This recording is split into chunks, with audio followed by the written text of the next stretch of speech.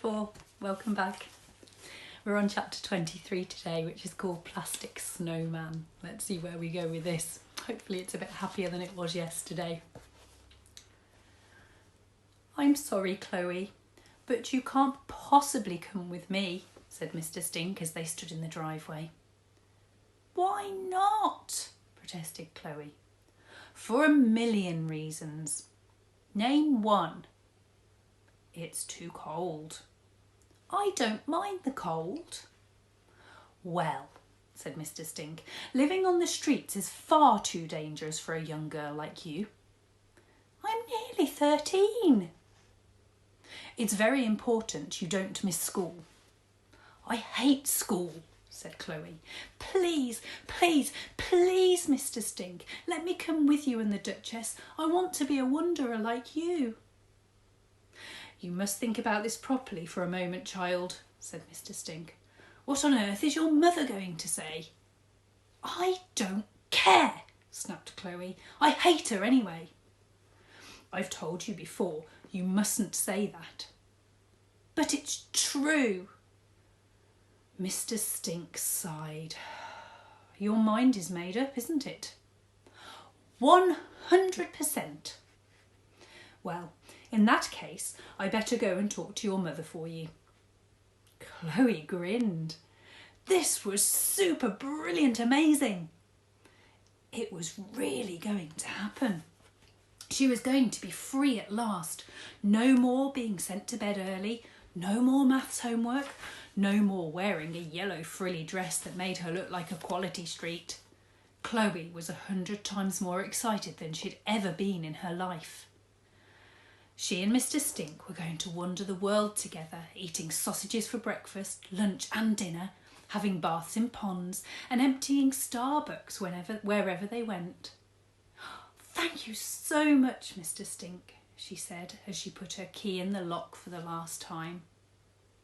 As Chloe raced excitedly around her room, throwing clothes and chocolate bars she had hidden under her bed into her bag, she could hear faint voices in the kitchen downstairs.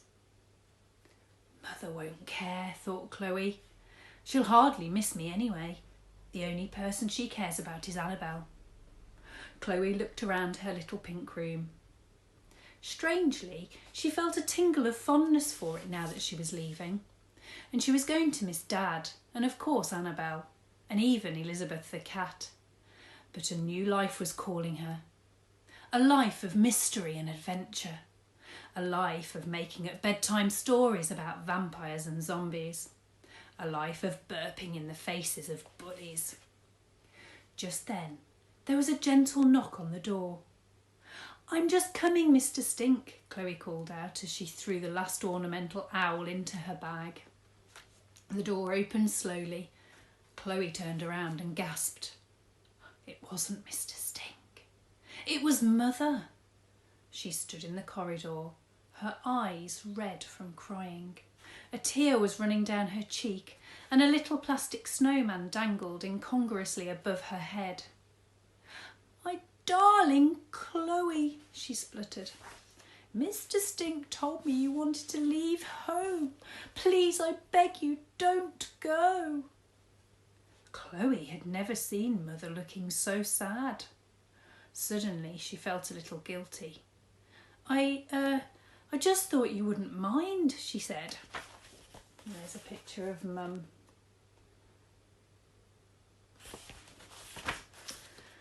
Mind? I couldn't bear it if you left. Mother started sobbing now. This was so unlike her. It was as if Chloe was looking at another person entirely. What did Mr. Stink say to you? She asked. The old man gave me a good talking to, said Mother. Said how unhappy you'd been at home, and I had to work at being a better mother. He told me how he'd lost his own family, and if I wasn't careful I was going to lose you. I felt so ashamed.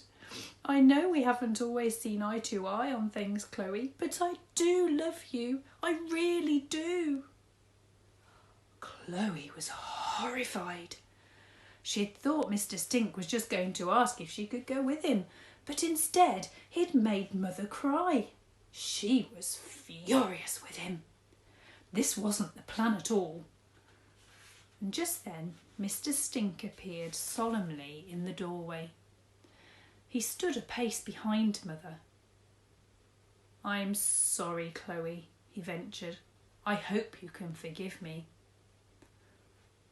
"Why did you say what you did?" she asked angrily.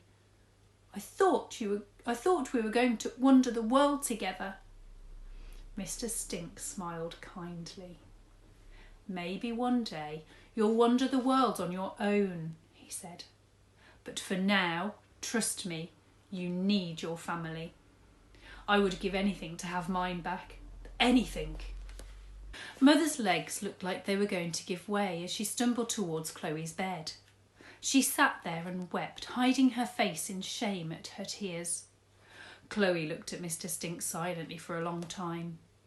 Deep down, she knew he was right. "Of course I'll forgive you," she said to him finally, and he smiled that eye-twinkling smile of his. Then she softly sat down next to her mother and put her arm around her. "And I love you too, Mum, very much." It's not quite what Chloe thought was going to happen today, but I think it's the right thing, and I think Mr. Stink has actually helped Chloe and Mum get closer. And that's what families are for, isn't it? So I think Mr. Stink has done the right thing there, even though it was probably a hard decision for him. And he didn't want to hurt Chloe, but I think in the end it will be the right decision. So a happier chapter today, even though Mum's sad. I think it has patched up a few issues between Chloe and Mum. Tomorrow is called Yuckety Yuck Yuck. I wonder where Mr. Stink's going to live now, whether he's going to continue living in the shed. We'll find out, won't we? We've only got another 3 chapters to go, so there can't be many more twists and turns in this tale. So let's hope everybody stays happy in the next chapter, and that there's no tears. I'll see you next time. Take care, you four. Bye.